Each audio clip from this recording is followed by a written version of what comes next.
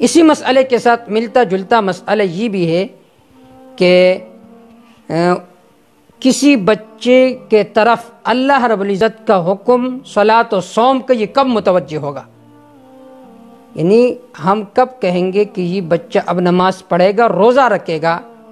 تو اس کا جواب یہ ہے کہ نماز، روزہ اور دیگر احکام شرع کی فرضیت اور پاسداری کا مدار عقل اور بلوغ پر ہے، اور بلوغ کا مدار یہ علامات کے ظاہر ہونے پر ہے جو میں نے ذکر کیے کہ انزال ہو جائے، اس کو احتلام ہو جائے، یہ ہے بلوغ کی علامات۔ اگر بلوغ کی علامات میں سے کوئی علامت ظاہر ہو جائے تو اس صورت میں اس کو حکم کیا جائے گا کہ اب نماز بھی پڑھے، روزہ بھی رکھے۔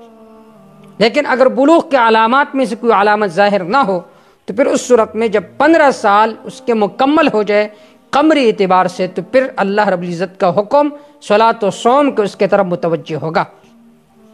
لیکن بلوغ ہونے سے پہلے پہلے اس کو عادی بنانے کے لیے کہ اس کی عادت ہو جائے نماز پڑھنا، روزہ رکھنا، احادیث میں باقاعدہ اس کی ترغیب آئی ہے۔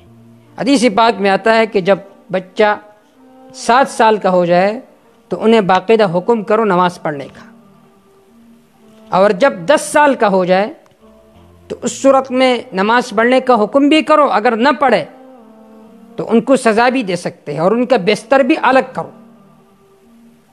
حضرت عبداللہ بن عمرو بن العاص رضی اللہ تعالیٰ عنہ فرماتے ہیں کہ آپ صلی اللہ علیہ وسلم نے فرمایا مروا اولادکم بالصلاۃ وهم ابناء 7 سنین، کہ اپنے بچوں کو نماز کا حکم کرو جب وہ 7 سال کے ہو جائے۔ اور پھر آپ صلی اللہ علیہ وسلم نے فرمایا وَاضْرِبُوهُمْ، کہ ان کو مار بھی سکتے ہو، کب؟ وَهُمْ أَبْنَاءُ 10، جب ان کی 10 سال ہو جائے۔ وَفَرِّقُوا بَيْنَهُمْ فِي الْمَضَاجِعِ، اور ان کے بسترے بھی الگ کرو۔ امام ابو داود رحمہ اللہ نے اور امام احمد بن حنبل رحمہ اللہ نے اس روایت کو اپنے مسند میں نقل کیا ہے۔